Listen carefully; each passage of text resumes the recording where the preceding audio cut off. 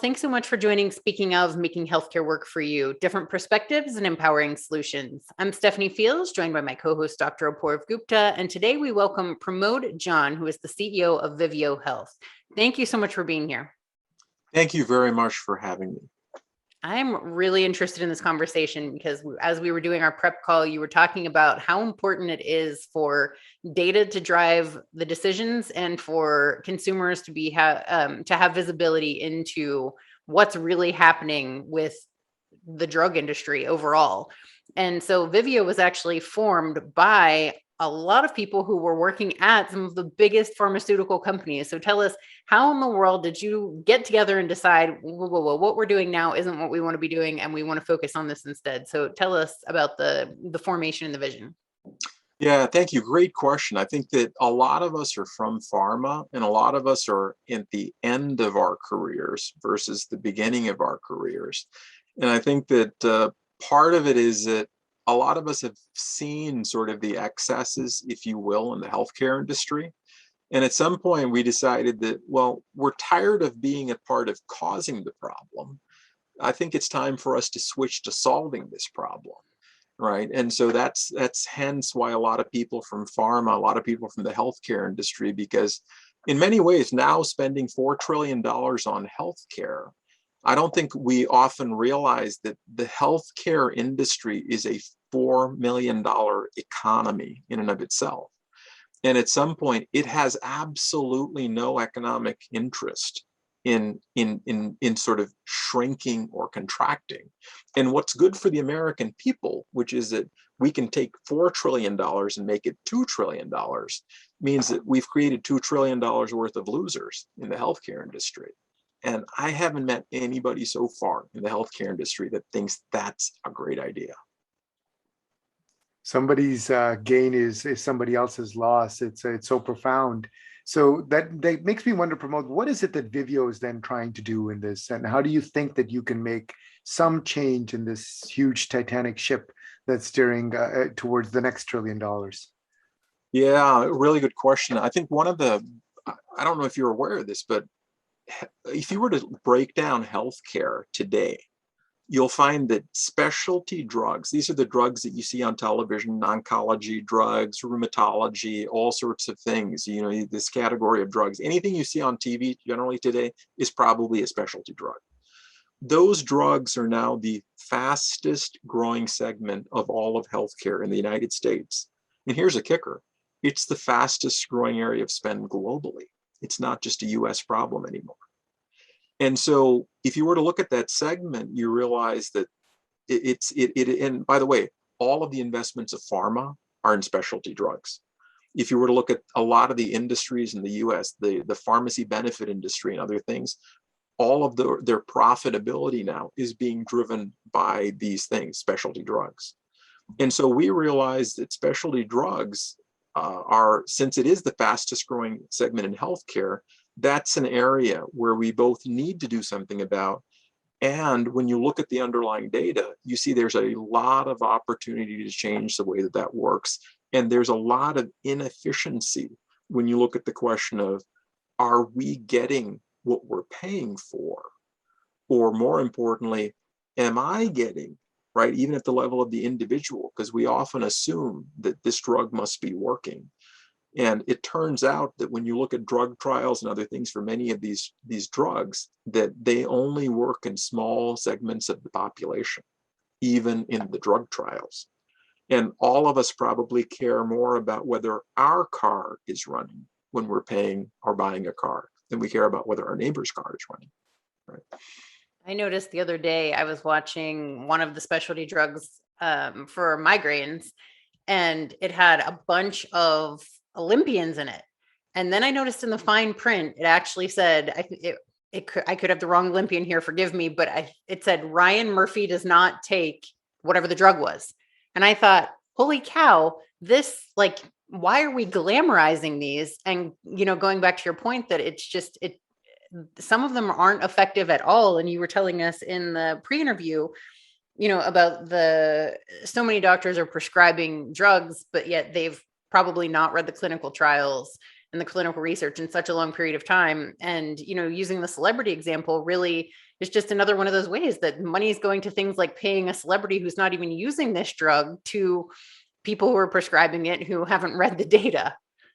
Well, Stephanie, you bring up a really good point. Yes, I did notice that. And I was shocked because I thought even for pharma, that was a stretch with the Olympics, right? To use advertising in that way, right? So imagine that now they're a spokesperson or expert. And we're so used to having experts tell us what to do. So in this case, the expert is the celebrity, right? The influencer, right? Who is now influencing us because they apparently swim well. They must be a great influencer for what the right, migraine medication one should take is, right? And in this case, they're honest enough to say, hey, we don't even use this stuff ourselves, right?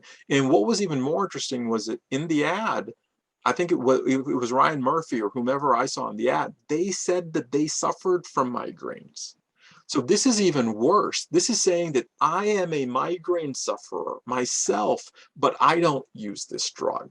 So talk about that as a ringing endorsement, if you will, for this therapy. And then you take that a step further, and it's like, well, doctors are the experts, right? Going back to that, and in some ways, often they're not that different from the Ryan Murphy example, because we make an assumption that the doctors have read the trial data themselves. They understand the side effects, they understand what all the different drugs are, and they understand the data behind it. But we often find that they've actually never read the trial data themselves either.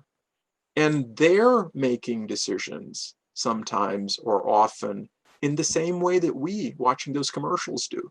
Because somebody from Pharma walks in and says, our drug is great. And by the way, it's better than the competitors, but they've never actually read the trial data themselves.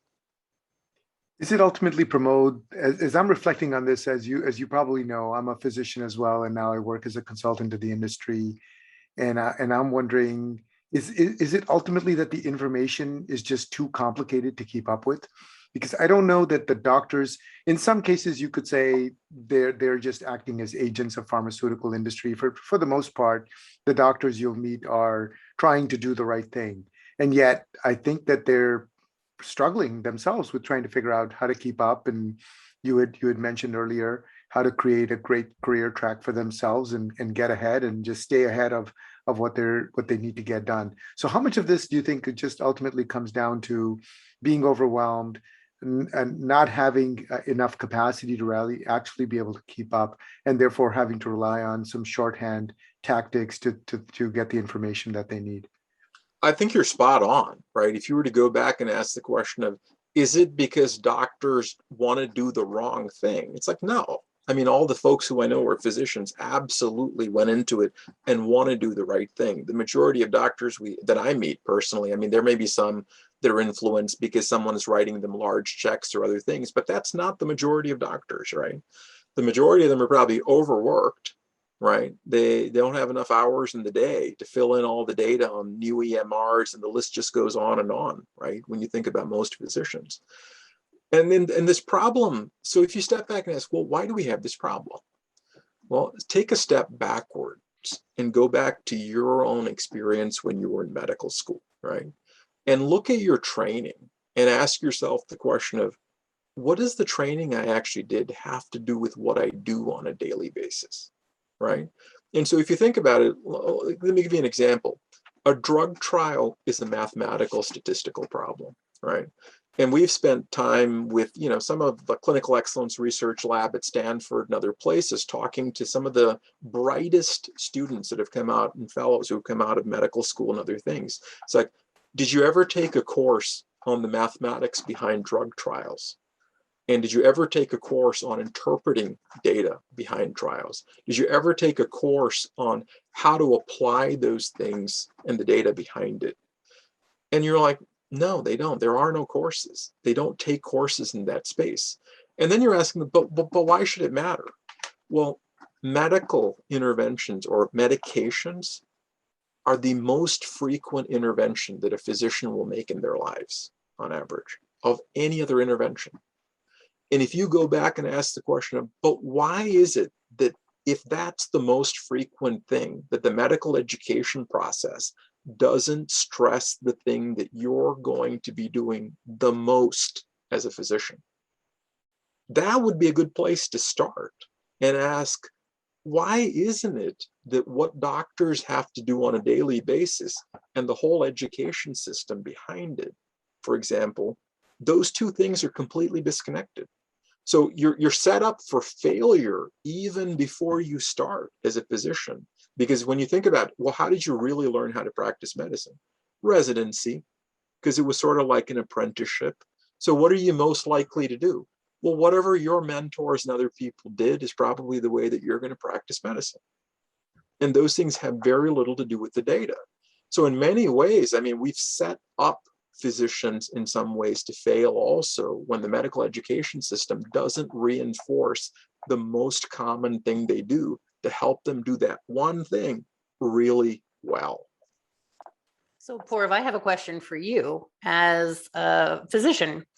So, like Pramod said, it's not that he doesn't think that doctors don't want to read clinical trials. And in fact, knowing you, I wouldn't be surprised if you did read the clinical trials. But when you were practicing and, if residency is like the apprenticeship, what were the things that you prescribed and what were you going on? Did you then form your own data? Was it talking to your peers to see what was working? And if so, then do you feel like that was an additional responsibility that doctors have that they may not need to be shouldering if organizations like the FDA could better do their job and actually have some kind of real criteria that's transparent and data driven? Because it just seems like that would be really hard, because you don't have time to read clinical trials for everything, but you also do see that there's value in drugs. So where are you getting your basis for which you're picking? I'm so glad, Stephanie, you asked the question, and Pramod, I hope it's okay because we're really stealing your limelight a little bit. Go for it. But as you were talking, Pramod, it really resonated deeply with me. And in fact, you may be the only person, and I'm now going to say this on the air, that has probably ever really tapped the key reason why I'm no longer practicing. So there came a point, because I was always so interested in the administrative side of medicine and trying to understand how the system worked, that I was trying to do both clinical and administrative at the same time. And I quickly came to find out that it was really difficult to do, mostly because I didn't feel like I could keep up with all the new drugs that were coming out. Honestly, that was about 10 years ago is when I probably last saw a patient. And it was because the number of drugs that were and I was a general medicine practitioner in an inpatient setting. I just couldn't keep track of all the new diabetes drugs, the HIV drugs, the hypertensive drugs. And this is just common general internal medicine. Forget about all the additional subspecialties that you really have to know to be an adept practitioner. And Ryan Murphy wasn't there to tell you what worked. That's right. That's right. I did have pharmaceutical companies and agents that were coming and were summarizing the data. But really, I think Pramod crystallized it in that ultimately the plethora of information is just what you're asking doctors to keep up with. Personally, felt like it was too much for me to handle. And I thought, I can't be a great administrator and a great clinician at the same time. I have to choose. It's hard enough to keep up. So that's one answer to the question. Pramod, I'll take one of them and one more minute if it's okay with you, because I think another answer to the question is, to the question that Stephanie posed is, during residency, we actually did a decent job at this because we were academic and this is what we were learning. And at the academic places, I trained at Beth Israel Deaconess in Boston, a really premier academic institution. And we took a lot of pride in understanding the clinical trials and staying on top of them and trying to understand why we were doing something. But it faded very quickly. As soon as you get into quote unquote practice, there was no apparatus, infrastructure, or time to actually keep up. And then, as I mentioned, probably 15 years or so, 10 to 15 years after my training, I quickly felt that I just really wasn't able to keep up. So maybe I'll turn that back as a question to you, Pramod, as you're listening, you're smiling. How does my own self-disclosure resonate with you? And how does that reflect on what you think is going on with our other physician colleagues? I think you're spot on. I think part of it is that there are things that people do really well, and there are things that computers do really well, right? And when you start thinking about things like keeping up with data, right? This is almost a cultural divide too, when you think about medicine. I'm not going to tell you who it was, but one of the heads of one of the large American college of, fill in the blanks, asked, they were offended by some of the things that we're doing, right? Because they were all driven by data. And in some ways, really focusing that this is all about data. It's not about people and opinions, right? And so she asked me a question, which was, are you saying that you're going to be replacing all of us with computers, right? And immediately the divide between data and where people went to was that this is about replacing everyone. And our argument is that this is why we're facing the problem that we're facing today. Because rather than using computers for the things that they're good at and people for the things that they're good at, we've said that, no, we want to manage these things because we're afraid of letting go, right?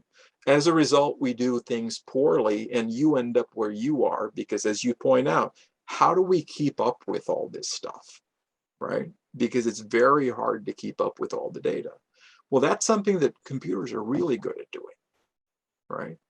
And so at some point, if we're going to fix this, it's going to be recognizing that line in the sand of thinking differently about this, to say, this is not are computers going to replace me? This is hey, where do we use computational methods for doing some of these things where it's really good at that? And where do we use humans for doing the part that humans do extremely well? And often those two things are not the same things, that computers do well and humans do well, right? For example, in the practice of medicine.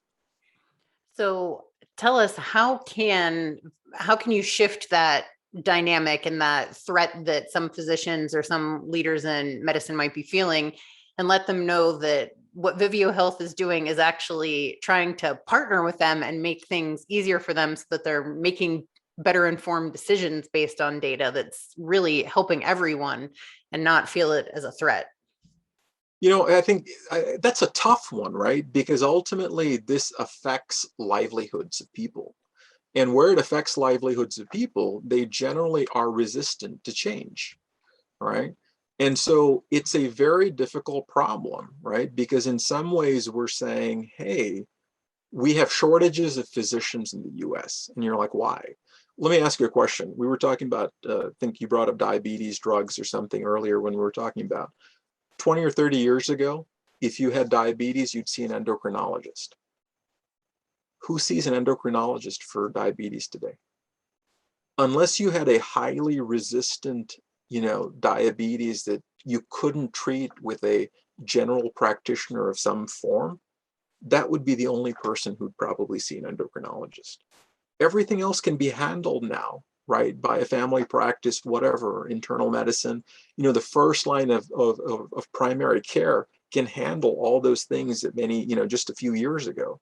We're seeing the same sort of thing, right?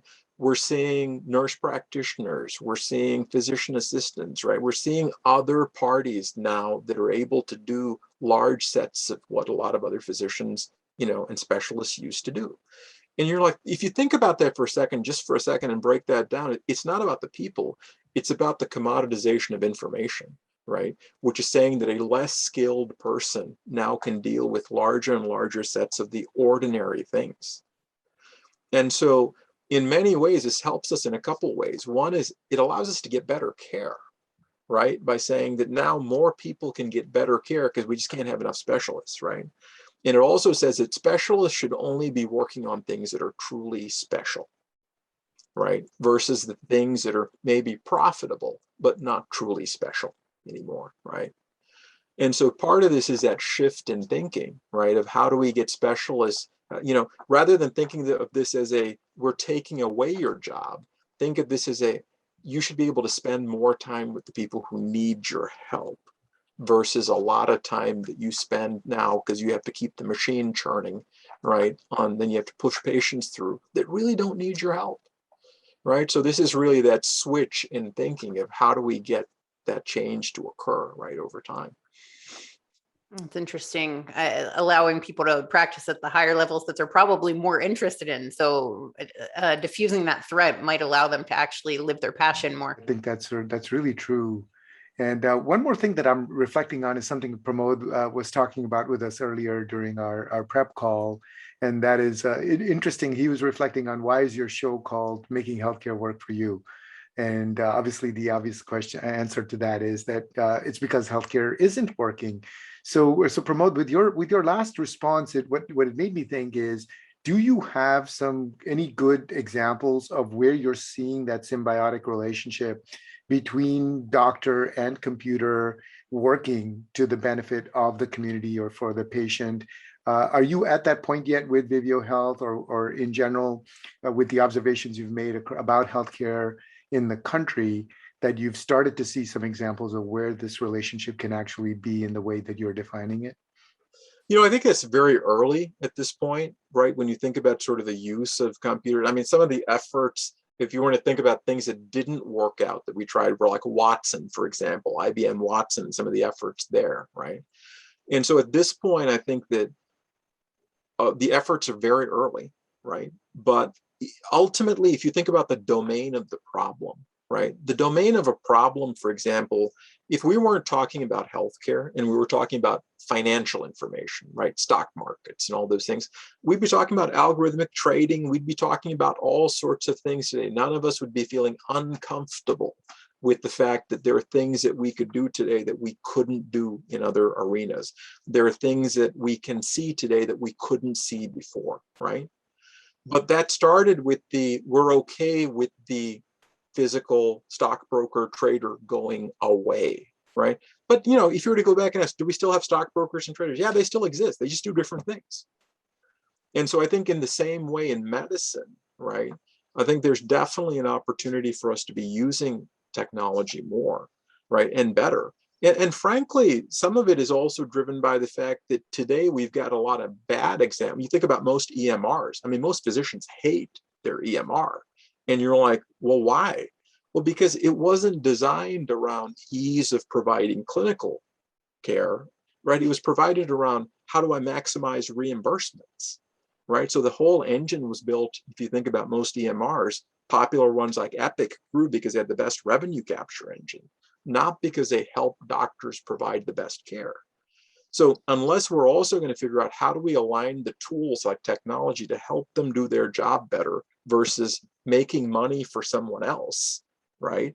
Well, we're not going to fix these things, right? And so part of how technology helps shape and improve things is that technology is aligned around solving the problem for the person who's using it. And today, these things are not aligned around helping a doctor do their job better. It's so fascinating. I love hearing all about this.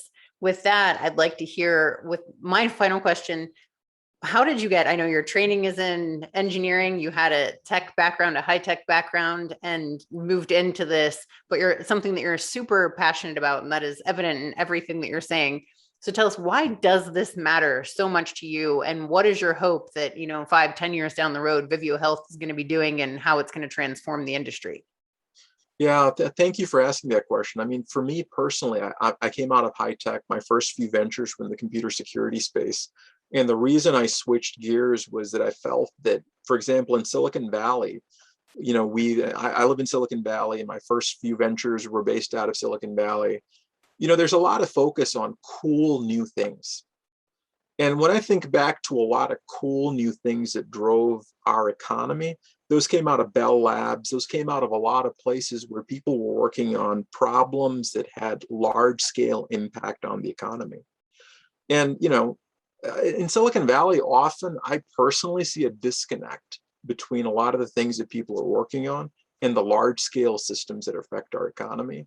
And the large problems, honestly, that we have as Americans today, if you were to think about sort of our large scale problems, they are government, education, and healthcare. They tend to be the least efficient of the industries and the large scale systems that affect every American. And so for me, the issue personally was that, hey, we should be focusing on solving the large problems that affect our economy, And to me, healthcare was the biggest of all the problems that we face, spending $4 trillion on healthcare. And I've got 3 kids, if you want to ask about what my real motivation is. And I've lived a phenomenally great life of, being able to get higher education, being able to send my kids to school, all of these things that I've been afforded living in this country as an immigrant living in this country. And so when I think about, well, is the best that we can do for my 3 kids and your kids and everyone else's kids, leaving them straddled in healthcare debt that is completely unnecessary? And to me, the answer to that is no. I think we can do better than that. And I think we have an obligation to do better than that. And so that's what drives us as Vivio, because we're concerned about making a change and changing the way the healthcare system works, right? And that is largely driven by, we feel an obligation to do the right thing for the good of every American, not just the 5% of Americans who work in the healthcare system. Hard to find a more noble mission than that. I mean, geez, you to pick such a small thing to tackle there, Pramod. Very inspiring and courageous. It's really tremendous. Thank you so much for this conversation. I loved it. And thank you all for watching. We'll talk to you soon. Bye-bye.